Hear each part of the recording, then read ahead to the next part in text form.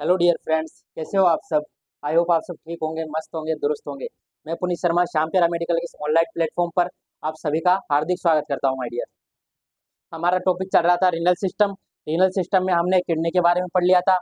Kidney के बारे में पढ़ने के बाद में हमने उसको डीपली जब ग्रोथ स्ट्रक्चर उसकी देखी तो हमने क्या देखा, नेफ्रॉन। नेफ्रॉन में हमने देखा कि किस किस कैसी उसकी संरचना होती है, कैसी उसकी स्ट्रक्चर होती है। स्ट्रक्चर में हमने नेफ्रॉन में क्या क्या पढ़ा प्रीवियस क्लास में। नेफ्रॉन में हमारे क्या पाया जाता है, एक कार्पस्कल पार्ट पाया जाता है और एक ट्यूब्यूल्स पार्ट पार्ट पाया जाता है। कार्पस्कल पार्ट में हमें क्या क्या देखने को मिलता है, ग्लोमेरुलस देखने को मिलता है और बोमेन कैप्सूल देखने को मिलता है। उसके बाद में हमारी क्या आ जाती है, ट्यूबुलर स्ट्रक्चर। ये हो गया था हमारा क्या, बोमेन्स कैप्सूल। और ये आ गई थी हमारी आर्ट्रियोल्स। और यहाँ पे क्या आ गया था हमारा ग्लोमेरुलर कैपिलरीज। इसके बाद में क्या आ गई हमारी इफ्रेंट आर्टरी। इसके बाद में हमने बात कर ली थी, ये दोनों पार्ट क्या हो गए थे हमारे, कार्पस्कल। क्या हो गए थे हमारे, कार्पस्कल।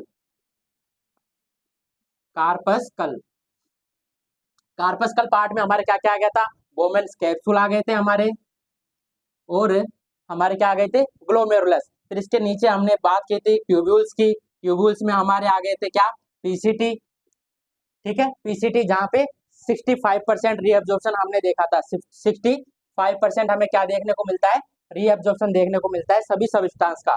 इसके बाद में हमने बात की थी किसकी, thick descending thick descending segments की। थिक डिसेंडिंग सेगमेंट्स की, यहाँ भी हमारा पीसीटी की तरह क्या पाए जाते हैं, ब्रश बॉर्डर पाए जाते हैं। इसके बाद में हमारे क्या आ गई थी, लूपो फैलने आ गया था। लूपो फैलने में हमें 10 से 15% रीअब्जॉर्प्शन देखने को मिला था। उसके बाद में हमारे क्या आ गया था, थिक असेंडिंग सेगमेंट आ गया था। क्या आ गया था, थिक असेंडिंग सेगमेंट। उसके बाद में हमारा आ गया था क्या, डीसीटी। उसके बाद में क्या आ गया था, डीसीटी। और फिर यहाँ आ गई थी हमारी कलेक्टिंग डक्ट। ठीक है माय डियर, कलेक्टिंग डक्ट और डीसीटी में सबसे ज्यादा रीअब्जॉर्प्शन किसका किया जाता है, वाटर का किया जाता है। किसका, वाटर का। ठीक है, कलेक्टिंग डक्ट में किसका ऑब्जॉर्प्शन किया जाता है, सबसे ज्यादा वाटर का ऑब्जॉर्प्शन। किसके द्वारा, एडीएच हार्मोन के द्वारा। जो भी एडीएच हार्मोन सीक्रेट होता है इन ट्यूब्यूल्स के द्वारा, वो कहाँ काम करता है, कलेक्टिंग डक्ट और डीसीटी पे। किसका एब्जॉर्प्शन कराता है, वाटर का। वाटर का और सोडियम का। इसका नाम ही क्या है, एडीएच है, anti diuretic hormone. Anti diuretic hormone मतलब जो डायूरेटिक को बंद करे, जो डायूरेसिस को बंद करे। डायूरेसिस मतलब यूरिन का पास आउट होना।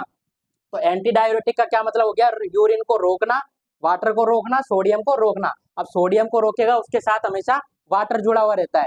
जहां जहां सोडियम जाएगा वहां वाटर भी जाएगा। अगर सोडियम बाहर एक्सक्रेट हो रहा है तो वाटर भी एक्सक्रेट होगा। ठीक है, सोडियम का लॉस होगा तो वाटर का भी एक्सक्रेट होगा। सोडियम हमेशा वाटर को अपने साथ लेके चलता है। ठीक है, किसको लेके चलता है, वाटर को। और इसका दुश्मन कौन होता है, इसके अगेंस्ट काम कौन करता है, पोटेशियम। सोडियम के अगेंस्ट काम कौन करता है, पोटेशियम। अगर सोडियम लॉस हो रहा है तो पोटेशियम की वैल्यू बढ़ जाएगी। ठीक है, सोडियम अगर आयन लॉस हो रहे हैं हमारे वाटर में तो पोटेशियम की वैल्यू बढ़ जाएगी। हमारी बॉडी में क्या बचेगा, सिर्फ पोटेशियम। अगर पोटेशियम लॉस हो रहा है तो क्या बढ़ जाएगा, सोडियम का रिटेंशन हो जाएगा। क्या बढ़ जाएगा हमारे शरीर में, सोडियम। सोडियम का क्या हो जाएगा, रिटेंशन। और सोडियम का रिटेंशन होगा तो हमें वाटर का भी रिटेंशन देखने को मिलेगा। हमारे जो टिश्यूज है, एडिपोज टिश्यू उसमें हमें एडिमा देखने को मिलेगा, फ्लूइड का रिटेंशन देखने को मिलेगा। तो ये हो गई थी हमारे नेफ्रॉन से रिलेटेड बात। ठीक है, जो हमने प्रीवियस क्लास में अच्छे से डिस्कस कर ली थी। अब बात करते हैं हम किसकी, हमारे कुछ किडनी के फंक्शन की और यूरिन फॉर्मेशन की। आज हम बात करने वाले हैं हमारे किडनी के फंक्शंस की और यूरिन के फॉर्मेशन की। इसका क्या प्रोसेस होता है। तो सबसे पहले बात कर लेते हैं हम किसकी, किडनी के फंक्शंस की। तो किडनी के फंक्शन में हम क्या देखेंगे,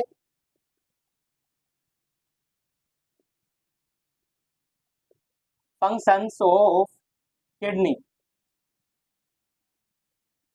functions of kidney, functions of kidney की अगर बात की जाए तो फंक्शंस ऑफ किडनी में हमारे क्या आता है, सबसे पहले हमें सबको पता है कि किडनी का मेन फंक्शन क्या होता है, यूरिन का फॉर्मेशन करना।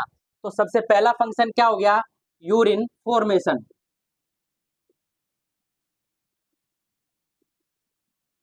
यूरिन का फॉर्मेशन करना इसका मोस्ट इंपोर्टेंट फंक्शन है।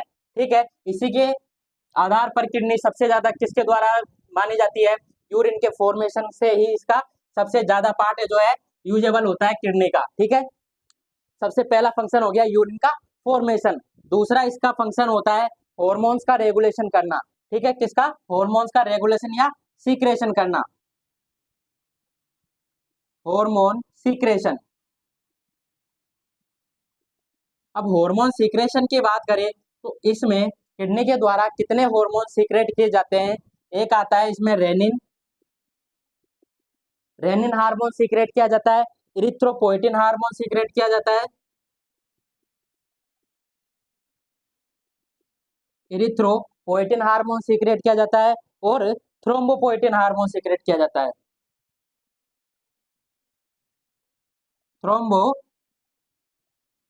थ्रोम्बोपोइटिन हार्मोन सीक्रेट किया जाता है। रेन ठीक है माय डियर, तो हम क्या बात कर रहे थे? किडनी के फंक्शंस की बात कर रहे थे। उसमें हम देखेंगे कि किडनी के द्वारा हार्मोन सीक्रेट किए जाते हैं। कौन कौन से हार्मोन सीक्रेट किए जाते हैं? तो पहला आता है उसमें रेनिन, रेनिन हार्मोन सीक्रेट किया जाता है, इरिथ्रोपोइटिन हार्मोन सीक्रेट किया जाता है और थ्रोम्बोपोइटिन हार्मोन, कुछ हार्मोन इस तरीके से सीक्रेट किए जाते हैं। और रेनिन की बात करें हम तो रेनिन में क्या होता है? रेनिन हमारा सीक्रेशन होता है किससे? जुक्स्टा ग्लोमेरुलस सेल से। किससे सीक्रेट होता है? जुक्स्टा ग्लोमेरुलस जुक्स्टाग्लोमेरुलस सेल से हमारा क्या होता है? रेनिन हार्मोन सीक्रेट होता है। अब देखिए हमारा क्या है, किडनी मैनेज करती है किसको? यूरिन फ्लो को, यूरिन आउटपुट को। अगर हमारे शरीर में, हमारी बॉडी में क्या हो रहा है? ब्लड फ्लो कम देखने को मिल रहा है। क्या देखने को मिल रहा है? हमें हाइपोवोलेमिया देखने को मिल रहा है। हाइपोवोलेमिया देखने को मिल रहा है। हाइपोवोलेमिया मतलब decrease blood flow, decrease blood flow हमें देखने को मिल रहा है। तो हमारा क्या होगा? सेंसेशन हमारे स्टिमुलेट होंगे, किडनी के जुक्स्टाग्लोमेरुलस सेल के सेंसेशन स्टिमुलेट होंगे और क्या होगा? रेनिन हार्मोन का सीक्रेशन होगा। क्या होगा? रेनिन हार्मोन्स का सीक्रेशन होगा। अब रेनिन हार्मोन्स के आने के बाद रेनिन हार्मोन क्या करेगा? क्या करेगा? कंबाइन, कंबाइंड विथ किसके साथ में मिलेगा? ये मिलेगा हमारे एंजियोटेंसिनोजन प्लाज्मा प्रोटीन्स के साथ। Combined with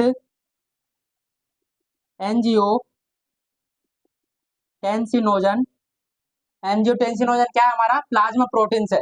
angiotensinogen plasma protein combined किसके साथ होगा? एंजियोटेंसिनोजन प्लाज्मा प्रोटीन के साथ रेनिन कंबाइंड होगा और क्या करेगा? एंजियोटेंसिनोजन को, एंजियोटेंसिनोजन, एंजियोटेंसिनोजन को एंजियोटेंसिनोजन फर्स्ट में कन्वर्ट कर देगा। किसमें? एंजियोटेंसिनोजन फर्स्ट में कन्वर्ट कर देगा, सॉरी एंजियोटेंसिन फर्स्ट में कन्वर्ट कर देगा। अब एंजियोटेंसिन, एंजियोटेंसिन कन्वर्टिंग, अब एंजियोटेंसिन फर्स्ट क्या करेगा? एंजियोटेंसिन फर्स्ट आ गया, ठीक है। अब हमारे क्या होंगे? लंग्स स्टिमुलेट होंगे। क्या होंगे? लंग्स स्टिमुलेट होंगे और लंग्स स्टिमुलेट होके क्या करेंगे? लंग्स स्टिमुलेट होके क्या करेंगे? एस इनहिबिटर, क्या होते हैं हमारे? एस इनहिबिटर या एस एंजाइम होते हैं। क्या? एस इनहिबिटर या एस एंजाइम, इसको क्या बोलते हैं? Angiotensin, angiotensin converting, angiotensin converting enzyme. इसे क्या हो गया? Enzyme, angiotensin converting enzyme. Lungs क्या करते हैं? लंग्स की जो एल्वेलाई होती है वो क्या करेगी? एस को, जो एस एंजाइम होते हैं उसको क्या करेगी? स्टिमुलेट करेगी या सीक्रेशन करेगी। अब क्या होगा? एस इनहिबिटर और एंजियोटेंसिन फर्स्ट, इस पे किस पे काम करेगा? ये एंजियोटेंसिन फर्स्ट पे जाके काम करेगा और एंजियोटेंसिन फर्स्ट को क्या कर देगा? एंजियोटेंसिन सेकंड में कन्वर्ट कर देगा। एंजियोटेंसिन सेकंड में कन्वर्ट कर देगा, ठीक है। अब एंजियोटेंसिन सेकंड आ गया हमारा। अब एंजियोटेंसिन सेकंड ये क्या काम करता है? ये दो तरीके से काम करता है। ये क्या करेगा? एक तो बीपी को इंक्रीज कर देगा, ब्लड प्रेशर को इंक्रीज कर देगा। क्या? एंजियोटेंसिन सेकंड बीपी को इंक्रीज कर देगा तो हमारा क्या हो जाएगा? जो डिक्रीज ब्लड फ्लो था वो मेंटेन हो जाएगा, वो बढ़ जाएगा। दूसरा चीज क्या करेगा, दूसरा एल्डोस्टेरोन हार्मोन का सीक्रेशन करवाएगा।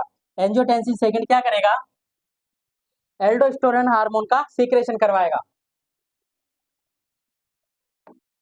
एंजियोटेंसिन सेकंड क्या करेगा, एल्डोस्टेरोन हार्मोन का सीक्रेशन करेगा।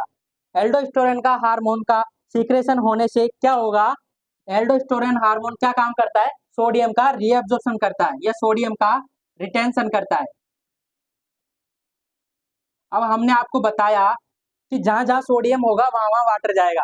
सोडियम के साथ में क्या जुड़ता है, पानी हमेशा जुड़ता है, ठीक है। तो सोडियम के जहां जहां जाएगा वहां पानी जाएगा। अगर सोडियम का रिटेंशन हो रहा है मतलब सोडियम का एब्जॉर्प्शन हो रहा है, सोडियम का एब्जॉर्प्शन हो रहा है मतलब सोडियम बॉडी से आउट नहीं हो रहा है, सोडियम का रीअब्जॉर्प्शन होके किस में जा रहा है, ब्लड में जा रहा है। अब सोडियम मान लो ब्लड में जा रहा है, तो ब्लड में क्या जाएगा, वाटर भी जाएगा। सोडियम में जा ब्लड में क्या जा रहा है, सोडियम, तो सोडियम के साथ में क्या जाएगा, वाटर का भी रीअब्जॉर्प्शन होगा। अब हमारे ब्लड वेसल्स में वाटर का आते ही क्या होगा, ब्लड फ्लो इंक्रीज हो जाएगा, ब्लड वॉल्यूम इंक्रीज हो जाएगा और हमारा बीपी मेंटेन हो जाएगा या फिर इंक्रीज हो जाएगा।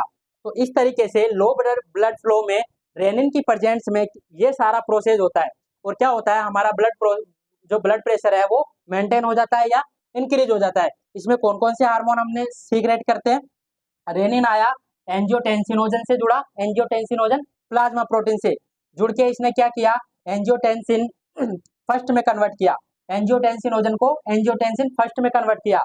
एंजियोटेंसिन फर्स्ट किसके साथ जुड़ा, एस के साथ, एंजियोटेंसिन कन्वर्टिंग एंजाइम के साथ जुड़ के क्या किया, एंजियोटेंसिन सेकंड का निर्माण किया। अब ये एंजियोटेंसिन सेकंड एल्डोस्टेरोन हार्मोन का सिक्रेशन करेगा और सोडियम का रिटेंशन करेगा। इससे क्या होगा, ब्लड प्रेशर इंक्रीज हो जाएगा, ठीक है। तो ये इस तरीके से काम करता है। और यहाँ पे बीपी का इंक्रीज कैसे हुआ, एंजियोटेंसिन सेकंड क्या करता है, ब्लड वेसल्स को क्या करता है, कॉन्ट्रैक्शन करता है, ब्लड वेसल्स को कॉन्ट्रैक्शन करता है। इस तरीके से कॉन्ट्रैक्शन करता है। अगर ब्लड वेसल कॉन्ट्रैक्ट होगी तो प्रेशर बढ़ जाएगा, कॉन्ट्रैक्ट होगी तो प्रेशर बढ़ जाएगा और डायलेट होगी तो प्रेशर डिक्रीज हो जाएगा ब्लड के फ्लो का। तो इस तरीके से मेंटेन करता है क्या, रेनिन, क्या रेनिन हार्मोन। सेकंड हार्मोन की बात करें क्या, इरिथ्रोपोइटिन।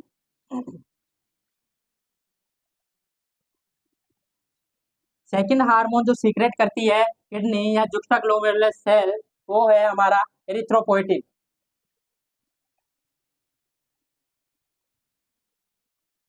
रेनिन का प्रोसेस आपको समझ में आ गया, क्या करता है ये, ब्लड प्रेशर को मेंटेन करता है, ठीक है। एरिथ्रोपोइटिन की बात करें, एरिथ्रोपोइटिन हमारा कहाँ काम करता है, ये करता है हमारा stimulate bone marrow, bone marrow को स्टिमुलेट करता है। किस लिए करता है, अगर हमारे शरीर में आरबीसी का क्या है, अमाउंट कम हो रहा है, आरबीसी प्रोड्यूस कम हो रही है, तो क्या करेगा, बोन मेरो को स्टिमुलेट करेगा एरिथ्रोपोइटिन। और पोइटिन मतलब क्या होता है, निर्माण करना, पोइटिन का मतलब क्या होता है, निर्माण करना या जनरेट करना,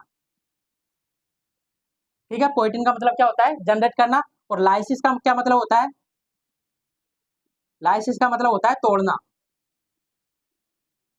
तोड़ना या डैमेज करना, ब्रेक डाउन करना, ठीक है।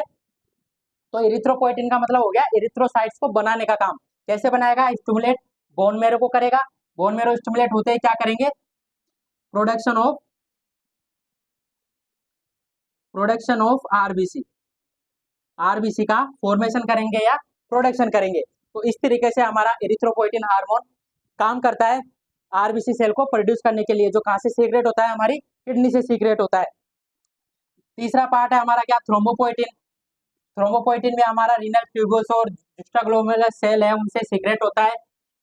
और ये भी क्या होता है, हमारा थ्रोम्बोपोइटिन है तो क्या करता है, हमारा थ्रोम्बस का जो प्लेटलेट होती है, जो थ्रोम्बोसाइट्स होती है हमारी, उनका फॉर्मेशन करता है, formation of thrombocyte, thrombocyte and platelet. ये क्या काम करेगा, थ्रोम्बोसाइट और प्लेटलेट बनाने का काम करता है। कहाँ से सीक्रेट होता है? ये भी हमारे जेजी सेल और रीनल ट्यूबुल से सीक्रेट होता है, जेजी सेल से सीक्रेट होता है। तो इस तरीके से कुछ हमारे वेसोप्रेसिन हार्मोन भी होते हैं जो ब्लड प्रेशर को मेंटेन करते हैं। इस तरीके से कुछ हार्मोन है वो हमारे किडनी में पाए जाते हैं। तो ये हो गए हमारे हार्मोन्स का फंक्शन। किडनी हमारी क्या काम करती है? कुछ इस तरीके से हार्मोन सीक्रेट करती है और हमारे ब्लड प्रेशर का मेंटेन करती है, और भी आरबीसी प्रोडक्शन में, थ्रोम्बोसाइट बनाने में, इस तरीके से हमारी बॉडी की हेल्प करती है। ठीक है माय डियर, तो ये हुए हमारे फंक्शंस की बात और हार्मोन्स की बात। इसके बाद में हम बात करेंगे किसकी? हमारे किडनी क्या काम करती है? पीएच रेगुलेशन का भी काम करती है। ठीक है, पीएच रेगुलेशन का काम करती है, विटामिन डी का स्टोर करवाने का भी काम करती है। तो ये हो गए हमारे फंक्शंस की बात। नेक्स्ट फंक्शन की बात करें, नेक्स्ट फंक्शन क्या है? नेक्स्ट फंक्शन है इसका पीएच को रेगुलेशन करना, पीएच को रेगुलेशन करना। और फंक्शन क्या है इसके? वाटर का क्या करना? वाटर का बैलेंसिंग करना।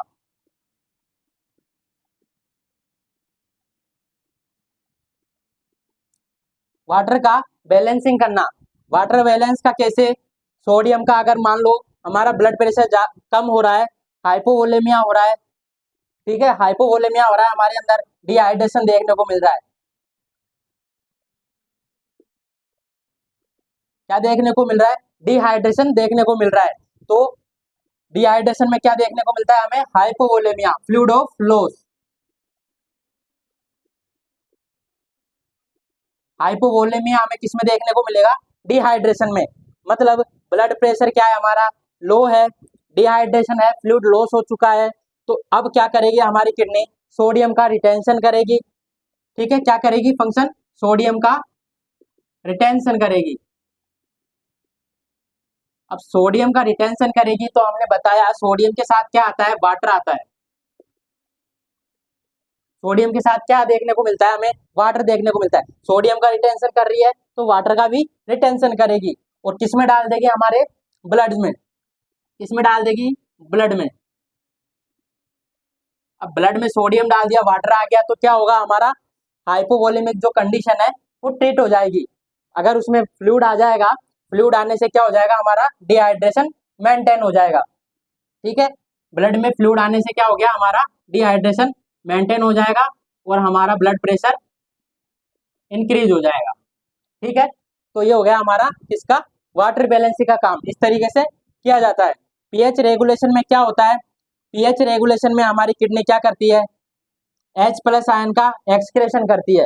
अगर एक्सप्लेशन हाइड्रोजन आयन का एक्सक्रेशन करती है, और HCO3 आयन का भी क्या करती है? एक्सक्रेशन करती है। इन दोनों से पीएच मेंटेन करती है। अगर हमारे बॉडी का पीएच बढ़ रहा है, ठीक है, तो बढ़ रहा है तो मतलब किससे बढ़ता है? H प्लस आयन से पीएच बढ़ता है। और HCO3 का मतलब है एल्केलाइन होता है। इसका नेचर क्या होता है? एल्केलाइन। हाइड्रोजन का नेचर होता है एसिडिक। इसका नेचर क्या होता है? एसिडिक। और HCO3 का क्या होता है? एल्केलाइन। ठीक है, अगर हमारे बॉडी का पीएच बढ़ रहा है, मतलब कि पीएच बढ़ रहा है, तो पीएच बढ़ने को क्या बोलते हैं? एल्केलाइन। अगर अगर हमारा पीएच 7 से ज्यादा है, नॉर्मल पीएच कितना होता है? 7, जो ठीक है, ये है 7। यहाँ पे आ जाएगा 6, 5, 4, 3, 2, 1। यहाँ आ गया 8, 9, 10, 11, 12। ठीक है, इस तरीके से नॉर्मल जो वैल्यू होती है पीएच की वो कितनी होती है? 7। नॉर्मल वैल्यू कितनी होती है? 7। अगर 7 से इस तरफ चल रहा है पीएच हमारा, तो क्या होगा? हमारा पीएच बढ़ना क्या होता है? एल्केलाइन। पीएच बढ़ने का मतलब क्या है? एल्केलाइन होना। ठीक है, पीएच अगर कम हो रहा है तो पीएच कम होने का मतलब है एसिडिक होना। ठीक है, एसिडिक, एसिडिक का मतलब यहाँ क्या होता है? अम्ल। यहाँ क्या है? क्षार। ठीक है माय डियर, तो ये एसिडिक होता है, 7 से कम एसिड होता है और 7 से ज्यादा एल्केलाइन होता है। तो अगर हम बात करें कि हमारा बॉडी का नेचर क्या हो रहा है, एल्केलाइन हो रहा है, क्या हो रहा है, एल्केलाइन हो रहा है, बॉडी का पीएच बढ़ रहा है, मान लो 8 हो गया, 9 हो गया, तो बॉडी का पीएच बढ़ रहा है, तो हमारी किडनी कैसे फंक्शन करेगी, हमारी किडनी क्या करेगी, एल्केलाइन को तो एक्सक्रेट कर देगी, जो SCO3 को क्या कर देगी, एक्सक्रेट कर देगी, और हाइड्रोजन आयन का रिटेंशन कर लेगी, हाइड्रोजन हाइड्रोजन आयन का क्या कर लेगी, रिटेंशन कर लेगी। रिटेंशन करने से क्या होगा, हाइड्रोजन आयन बॉडी में वैल्यू उसकी बढ़ जाएगी, और हाइड्रोजन आयन की वैल्यू बढ़ेगी तो पीएच हमारा किस तरफ चले जाएगा, एसिडिक की तरफ, किस तरफ आ जाएगा हमारा, एसिडिक की तरफ। ठीक है, यहाँ क्या है, एसिडिक में H प्लस आयन, मोर H प्लस आयन होंगे तो मोर एसिडिक होगा, मोर एल्केलाइन होगा तो मोर SCO3 का लेवल होगा। ठीक है माय डियर, अगर हाइड्रोजन आयन का लेवल बढ़ रहा है तो मतलब बॉडी में पीएच का लेवल कम हो रहा है, हाइड्रोजन आयन का लेवल बढ़ रहा है तो बॉडी में पीएच का लेवल कम हो रहा है, और क्या हो रही है, बॉडी एसिडिक हो रही है। हाइड्रोजन आयन बढ़ रहा है तो बॉडी क्या हो रही है, एसिडिक हो रही है। अब किडनी क्या फंक्शन करेगी, किडनी को करना है एल्केलाइन पीएच को बढ़ाना है बॉडी के, तो बॉडी के पीएच को बढ़ाने के लिए क्या कर लेगी, SCO3 आयन का रिटेंशन कर लेगी, SCO3 आयन का क्या कर लेगी, रिटेंशन कर लेगी। अब SCO3 आयन का रिटेंशन करके क्या हो जाएगा, हमारा SCO3 का वैल्यू बढ़ जाएगी, और बढ़ जाएगी तो ये एसिडिक से कहाँ आ जाएगी, नॉर्मल लेवल पे आ जाएगी। ठीक है, तो आई होप आपको समझ में आया होगा। देखिए क्या करना है, एसिडिक अगर हो रही है बॉडी में एसिड की मात्रा ज्यादा है तो SCO3 का रिटेंशन करेगी, एल्केलाइन नेचर में की तरफ जाएगी, और हाइड्रोजन आयन का एक्सक्रेट करेगी। अगर SCO3 ज्यादा बढ़ रहा है तो SCO3 का एक्सक्रेशन करेगी और हाइड्रोजन आयन का रिटेंशन करेगी। इस प्रकार से क्या करती है हमारी किडनी, पीएच का रेगुलेशन करती है, पीएच मेंटेन करती है। ठीक है, तो ये हो गई इसकी फंक्शंस की बात। अब और क्या करती है, जो हमारे बॉडी में कुछ मिनरल्स और विटामिन होते हैं उनका भी क्या करती है, सीक्रेशन करती है। क्या करती है, सीक्रेशन ऑफ न्यूट्रिएंट्स। फिफ्थ आ जाएगा, क्या करती है, सीक्रेशन है reabsorption, reabsorption reabsorption of vitamin and mineral, vitamin and minerals का क्या करती है, रीएब्जॉर्प्शन करती है। ठीक है माय डियर, तो ये थे कुछ किडनी के इंपॉर्टेंट फंक्शन। अब बात करें हम किडनी के मेन फंक्शन के बारे में, यूरिन फॉर्मेशन के बारे में, कि यूरिन फॉर्मेशन किस प्रकार से किया जाता है किडनी के द्वारा।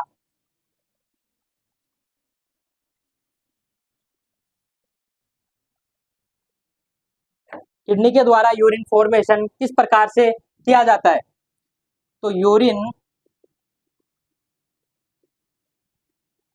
यूरिन फॉर्मेशन की अगर बात की जाए, देखिए यूरिन फॉर्मेशन में 3 स्ट्रक्चर इंपॉर्टेंट रोल करती है। क्या, एक आता है अल्ट्रा फिल्ट्रेशन,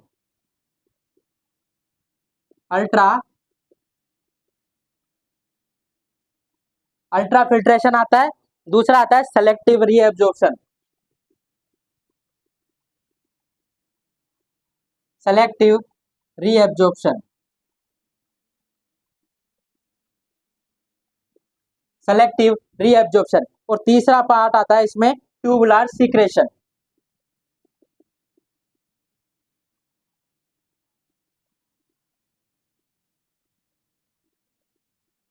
ट्यूबुलर सीक्रेशन, ठीक है, 3 पार्ट आते हैं जिसके द्वारा क्या किया जाता है, यूरिन का फॉर्मेशन किया जाता है।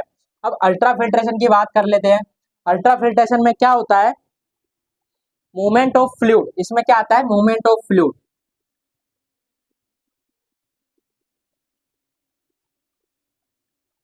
Movement of fluid, movement of fluid जो किसके द्वारा किया जाता है, हमारे ब्लड के द्वारा। हमने आपको बताया था कि एफरेंट आर्टरियोल्स, यहाँ क्या होती है, कैपिलरीज का गुच्छा पाया जाता है, किसमें, ग्लोमेरुलस में। फिर आती है क्या, efferent arterioles, afferent arterioles, efferent arterioles, यहाँ क्या है, कैपिलरीज का गुच्छा है, ये क्या है हमारी कैपिलरीज, और यहाँ आ गया था हमारा बोमेन कैप्सूल। ठीक है, अब एफरेंट आर्टरियोल का क्या होता है, डायमीटर। डायमीटर हमें ज्यादा देखने को मिलता है कंपेरिजन टू इफरेंट आर्टरी लो। ठीक है, इसका डायमीटर कम देखने को मिलता है, इसका डायमीटर ज्यादा देखने को मिलता है। तो क्या करता है, प्रेशर जनरेट होता है मोटी वेसल से, अधिक डायमीटर की वेसल से ब्लड आ रहा है, कैपिलरीज में घूम रहा है, और उसको जाने के लिए अगर कम डायमीटर की वेसल्स मिल रही है तो क्या होगा, प्रेशर जनरेट होगा किस पे, कैपिलरीज पे। कैपिलरीज पे क्या होगा, प्रेशर जनरेट होगा। और यहाँ क्या पाई गई थी, हमारी सेमी परमेबल मेम्ब्रेन, जो जिसको क्या बोला था, बेसमेंट मेम्ब्रेन। ये हो गई हमारी सेमी परमेबल मेम्ब्रेन। ठीक है, सेमी परमेबल मेम्ब्रेन पाई जाती है। ठीक है, तो इसमें क्या हुआ, अधिक प्रेशर, अधिक डायमीटर की वेसल से ब्लड आया, और यहाँ क्या है, छोटी डायमीटर की वेसल से, तो कैपिलरीज में क्या हुआ, प्रेशर जनरेट हुआ। प्रेशर जनरेट होने से इनमें जो फेनेस्ट्रास पाए गए थे, जो छोटे छोटे होल पाए गए थे, उनमें प्रेशर पड़ने पे क्या होगा, जो ब्लड में छोटे मोलिक्यूल्स है, छोटे पार्टिकल्स है, इसमें आ जाता है हमारे वाटर, नाइट्रोजन बेस्ड। तो ये क्या है, इनके पार्टिकल्स जो साइज होती है वो छोटी होती है, वाटर की पार्टिकल साइज बिल्कुल छोटी होती है। तो फेनेस्ट्रा से क्या कर जाते हैं, लीकेज कर जाते हैं। जो फेनेस्ट्रा होते हैं उनसे क्या कर जाते हैं, लीकेज कर जाते हैं, और लीकेज करके इस सेमी परमेबल मेम्ब्रेन से क्या आ जाते हैं, ग्लोमेरुलस में आ जाते हैं। तो इस तरीके से क्या होता है, फिल्ट्रेशन होता है। ठीक है माय डियर, इस तरीके से क्या होता है, फिल्ट्रेशन होता है। जो ग्लोमेरुलस के प्रेशर से ब्लड छन के इसमें आ गया गोमेंस कैप्सूल में, तो ये क्या है हमारा अल्ट्रा फिल्ट्रेशन में। तो अगर इसमें प्रेशर्स की बात करें, इसमें अगर प्रेशर्स की बात करें तो हमारी जो ग्लोमेरुलस कैपिलरीज है उसका प्रेशर कितना होता है, glomerular glomerular capillaries, glomerulus capillaries का प्रेशर कितना होता है, 55 mm of Hg। 55 mm of Hg glomerulus का प्रेशर होता है। मतलब 55 mm ऑफ Hg से क्या आ रहा है, अफरेंट आर्टरियोल्स में ब्लड आ रहा है। अब इतना ब्लड आ रहा है तो इसका नेगेटिव प्रेशर कितना है, जो यहाँ पे लग रहा है, जो इफरेंट आर्टरीज रोक रही है उसको, उस फ्लो को रोक रही है, बोमेंस कैप्सूल की जो बेसमेंट मेम्ब्रेन है वो रोक रही है। तो नेगेटिव प्रेशर किस किस के द्वारा लगा, इफरेंट आर्टरियोल्स के द्वारा और बोमेंस कैप्सूल की बेसमेंट के द्वारा, बोमेंस कैप्सूल की बेसमेंट मेम्ब्रेन के द्वारा, दो जगह से नेगेटिव प्रेशर लगा। इसको क्या बोल दिया हमने, पॉजिटिव प्रेशर। इसको बोल दिया हमने पॉजिटिव प्रेशर, मतलब कि 55 mm ऑफ Hg से ब्लड आ रहा है किसमें, अफरेंट आर्टियोल्स में। ठीक है, ब्लड आ गया। अब इसको इसके बैक में, इसके बैक फ्लो में काम कौन कौन कर रहा है, जो नेगेटिव प्रेशर लगा रहा है, इफरेंट आर्टरियोल्स और बोमेंस कैप्सूल। अब तो ग्लोमेरुलस कैपिलरीज का जो ग्लोमेरुलस कैपिलरीज है, जो फेनेस्ट्रा है, इनके द्वारा यहाँ जो बेसमेंट मेम्ब्रेन है इनके द्वारा नेगेटिव प्रेशर कितना लग रहा है, 30 mm of Hg। Glomerular capillaries, glomerulus capillaries का नेगेटिव प्रेशर क्या, नेगेटिव नेगेटिव प्रेशर कितना है, negative pressure 30 mm of Hg। कितना है, 30 mm ऑफ Hg। तो 30 mm ऑफ Hg क्या करता है, प्रेशर, नेगेटिव प्रेशर लगा रहा है अगेंस्ट किसके, पॉजिटिव प्रेशर्स के। ठीक है, और कौन प्रेशर लगा रहा है, और लगा रहा है इसमें बोमेंस कैप्सूल।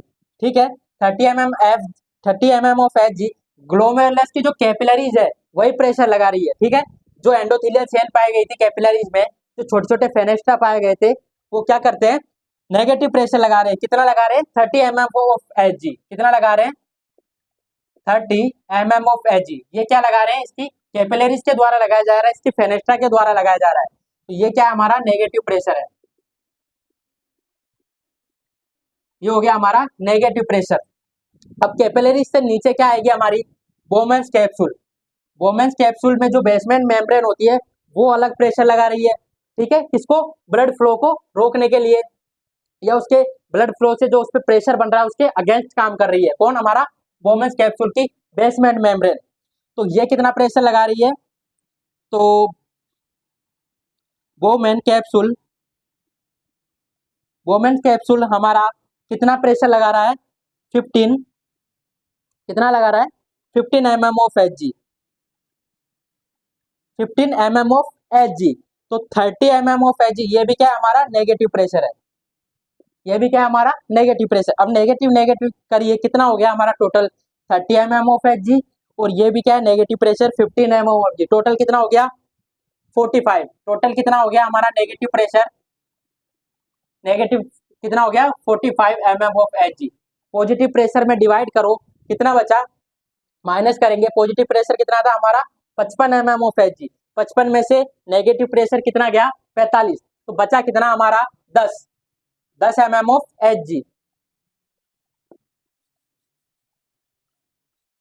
कितना बचा हमारा, 10 mm ऑफ Hg।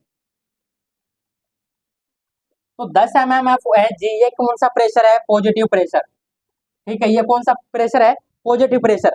अब पॉजिटिव प्रेशर क्या है, ज्यादा है, नेगेटिव प्रेशर कम है, तो ब्लड फ्लो कहां से ज्यादा, कहां से कहां होगा, positive pressure to negative pressure, ठीक है। जितना रोकना था उतना नहीं रोक पा रहा है। अब 10 mm Hg क्या करेगा, ब्लड फ्लो करेगा किसमें, ग्लोमेरुलस में, ठीक है। जो प्रेशर जो बोमेंस कैप्सूल है वो रोक नहीं पाएंगे, कितना, 10 mm ऑफ Hg के साथ में, प्रेशर के साथ में क्या करेगा, यूरिन का फिल्ट्रेशन होगा, किसमें, बोमेंस कैप्सूल में, किसमें, बोमेंस कैप्सूल में, बोमेंस कैप्सूल में क्या होगा, 10 mm Hg के साथ में क्या होगा, यूरिन फिल्टर होगा। तो ये हो गए हमारे फिल्ट्रेशन की बात। अब बात करें, इसमें एक क्या आती है, GFR, इस तरीके से क्या होता है, यूरिन फिल्टर होता है। अब फिल्टर तो हो रहा है, कितना फिल्टर हो रहा है उसकी बात करें, जो फिल्टर कितना हो रहा है उसको क्या बोलते हैं, फिल्ट्रेशन रेट, किसकी, ग्लोमेरुलस की। तो ग्लोमेरुलस की फिल्ट्रेशन रेट को क्या बोल देते हैं, GFR, ग्लोमेरुलस फिल्ट्रेशन रेट, क्या बोल देंगे, ग्लोमेरुलस फिल्ट्रेशन रेट। तो ग्लोमेरुलस फिल्ट्रेशन रेट क्या आ जाएगी हमारी, GFR, glomerulus filtration rate, glomerulus filtration rate, ठीक है। नॉर्मल GFR रेट कितनी होती है हमारी, 125, क्या, 125 क्या होती है हमारी, नॉर्मल GFR होती है, ये ml में होती है, 125 ml पर मिनट। एक मिनट के अंदर 125 ml यूरिन का फॉर्मेशन किया जाता है या फिल्टर किया जाता है। एक मिनट के अंदर 125 ml का फिल्ट्रेशन कर दिया जाता है। पर डे की बात करें तो 180 के लगभग, 180 लीटर, 180 लीटर पर डे हमारा क्या कर दिया जाता है, यूरिन का, सॉरी, फिल्ट्रेशन कर दिया जाता है, किसके द्वारा, किडनी के द्वारा या बोमेंस कैप्सूल और ग्लोमेरुलस के द्वारा क्या कर दिया जाता है, 180 लीटर पर डे फिल्टर कर दिया जाता है। अब 180 लीटर पर डे कर दिया जाता है। प्रेगनेंसी में क्या होता है, प्रेगनेंसी में ये क्या हो जाता है, 50% इंक्रीज हो जाता है, 50% इंक्रीज हो जाता है। 50% इंक्रीज होने से हमारा कितना आ जाएगा, 125 का हमारा पर मिनट के हिसाब से निकालेंगे तो कितना आ जाएगा, 185 के समथिंग आ जाएगा। 185 ml पर मिनट हमारा क्या होता है, प्रेगनेंसी में हमें फिल्ट्रेशन GFR देखने को मिलता है, कितना, 185, ठीक है। ये हमारे नॉर्मल पर्सन की बात हो गई, 125 ml पर मिनट हमारे GFR होता है नॉर्मल एडल्ट्स का। और पर डे के हिसाब से बात करें तो 180 लीटर पर डे GFR होता है, ठीक है, 180 लीटर पर डे GFR होता है। प्रेगनेंसी की बात करें 50% इंक्रीज हो जाता है और 185 से 187 ml पर मिनट हमें GFR देखने को मिलती है माय डियर।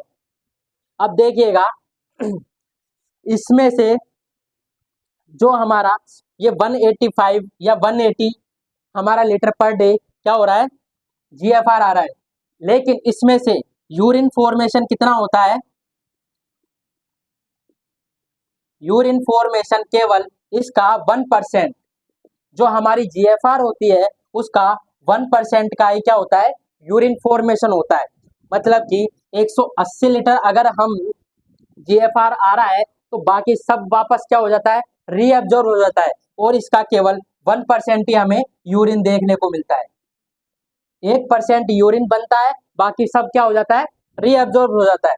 तो 180 में से 1% यूरिन हमें कितना देखने को मिला था, हमें नॉर्मल यूरिन 1500 ml, कितना, 1500 ml, ठीक है। तो 1500 ml हमारा नॉर्मल यूरिन फॉर्मेशन होता है, किसका होता है, टोटल जीएफआर का, टोटल जीएफआर का। तो 180 लीटर पर डे हमारा क्या होता है, जीएफआर होता है।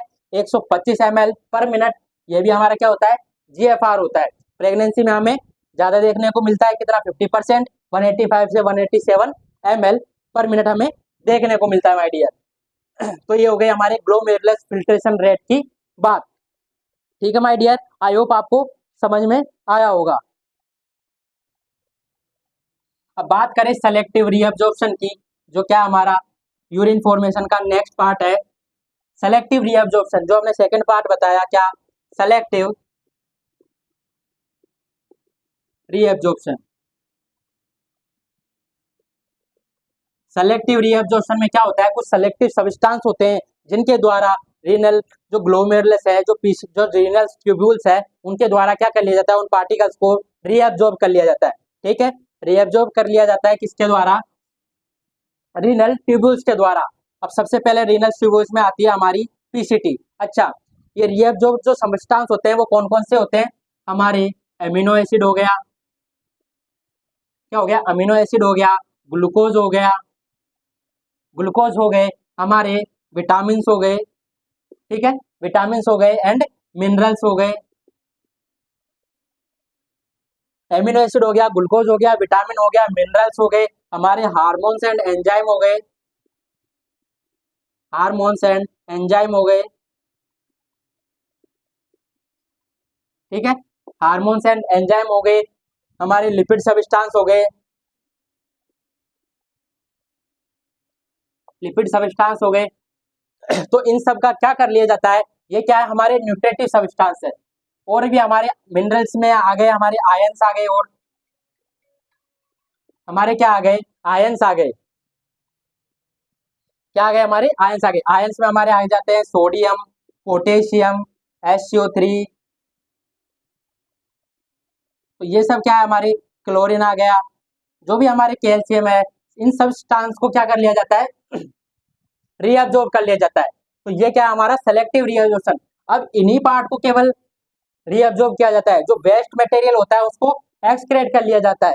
वेस्ट मटेरियल में क्या आ गया हमारे, ये तो हो गया हमारे क्या, सेलेक्टिव पार्ट, मतलब कि न्यूट्रिटिव सब्सटेंस, जो रीअब्जॉर्प्शन वाला पार्ट, रीअब्जॉर्प्शन वाला पार्ट। और एक्सक्रेट वाला पार्ट कौन सा हो गया, एक्सक्रेशन वाला पार्ट हो गया हमारा यूरिया, यूरिक एसिड, ठीक है, नाइट्रोजन सब्सटेंस, नाइट्रोजन सब्सटेंस, ठीक है, urea, uric acid, nitrogen substance, ये सब हमारा क्या हो गया, एक्सक्रेशन वाला पार्ट हो गया, क्या हो गया, एक्सक्रेशन वाला पार्ट हो गया। अब किडनी को पता है, किडनी को मतलब क्या करना है, सेलेक्टिव रीअब्जॉर्प्शन करना है। सेलेक्टिव में इन्हीं का रीअब्जॉर्प्शन करना है और इनको एक्सक्रेशन करना है, ठीक है। तो ये क्या है, सेलेक्टिव रीअब्जॉर्प्शन है। अब किसके द्वारा कितना कितना परसेंट इसमें भूमिका निभाई जाती है रीअब्जॉर्प्शन में, तो पीसीटी की बात करें, पीसीटी में क्या आ गया था हमारा, 65% रीअब्जॉर्प्शन किया जाता है। पीसीटी में 65% इन सब का रीअब्जॉर्प्शन कर लिया जाता है, और जिसमें amino acid, glucose, vitamin, minerals, इन सब का क्या कर लिया जाता है, कंप्लीटली रीअब्जॉर्प्शन, कंप्लीटली रीअब्जॉर्प्शन कर लिया जाता है, किसके द्वारा, पीसीटी के द्वारा। इसके बाद में क्या आ जाता है हमारा second, thick descending segment, TDS, thick descending segment आता है। इसके द्वारा कितना किया जाता है, 10 से 15% रीअब्जॉर्प्शन किया जाता है। इसके द्वारा भी सेम वही, जो amino acid, glucose, vitamin, minerals, अगर मान लो पीसीटी के द्वारा नहीं हो पाया, कुछ रह गए, उसको कौन कर लेता है, TDS कर लेता है, हमारा थिक डिसेंडिंग सेगमेंट कितना करता है, 10 से 15%। तो यहाँ क्या होता है, कंप्लीटली रीअब्जॉर्प्शन हो जाता है। इसके बाद में हमारा थर्ड पार्ट आता है क्या, लूप ऑफ हेल ने, लूप ऑफ हेनले, इसके द्वारा भी कितना कर लिया जाता है, 10 से 15% रीएब्जॉर्प्शन कर लिया जाता है। इसके बाद में आती है हमारी क्या, डीसीटी और collecting duct, DCT and collecting duct. इसके द्वारा 100%, इसके द्वारा 100% वाटर का रीएब्जॉर्प्शन कर लिया जाता है,